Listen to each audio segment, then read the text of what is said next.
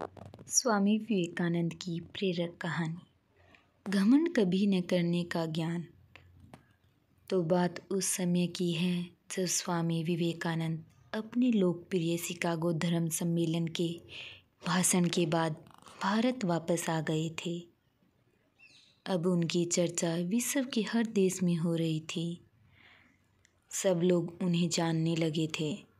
स्वामी जी भारत वापस आकर अपने स्वभाव अनुरूप भ्रमण कर रहे थे। इस समय वे हिमालय और इसके आसपास के क्षेत्रों में थे। एक दिन वो घूमते घूमते एक नदी के किनारे आ गए। वहाँ उन्होंने देखा कि एक नाव है, पर वह किनारा छोड़ चुकी है।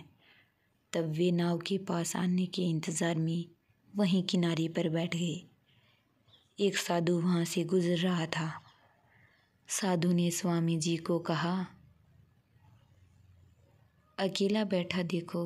तो वह स्वामी जी के पास गया और उनसे पूछा, तुम यहाँ क्यों बैठे हुए हो?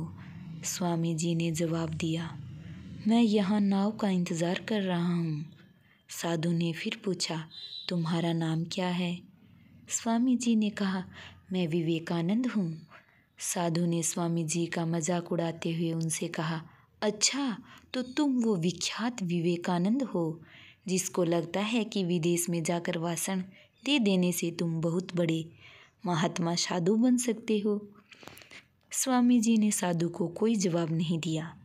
फिर साधु ने बहुत ही घमंड के साथ नदी के पानी के ऊपर चलकर अपनी शक्ति का प्रदर्शन किया।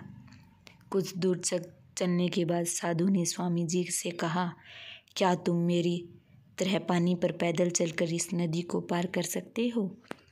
स्वामी जी ने बहुत ही आदर और विनम्रता के साथ साधु से कहा, इस बात में कोई शक नहीं कि आपके पास बहुत ही अद्भुत शक्ति है, लेकिन क्या आप मुझे यह बता सकते हो कि आपको यह असाधारण शक्ति प्राप्त करने में कितना समय लगा? बहुत ही अभिमान के साथ साधु ने जवाब दिया, यह बहुत ही कठिन कार्य था। मैंने 20 सालों की कठिन तपस्या और साधना के बाद यह महान शक्ति प्राप्त की है। साधु का यह बताने का अंदाज बहुत ही अहंकार भरा था। यह देखकर स्वामी जी बहुत ही शांत स्वर में बोले, आपने अपनी ज़िंदगी के 20 साल ऐसी विद्या को सीखने में बर्बाद कर दिए जो काम एक नाव 5 मिनट में कर सकती है। आप ये 20 साल निर्धन बेसहारा गरीबों की सेवा में लगा सकते थे, या अपने ज्ञान और शक्ति का प्रयोग देश और देशवासियों की प्रगति में लगा सकते थे, परंतु आपने अपने 20 साल सिर्फ 5 मिनट बचाने के लिए व्यर्थ कर दिए। ये कोई बुद्धिमानी नहीं है। साधु सिर झुकाए खड़े रह गए और स्वामी जी नाव में बैठकर नदी के दूसरे किनारे चले गए। कहानी से सीख।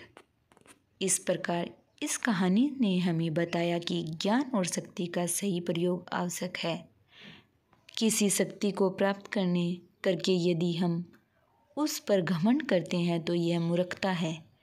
शक्ति का सही जगह पर सही इस्तेमाल करना ही वास्तविकता में बुद्धिमानी है।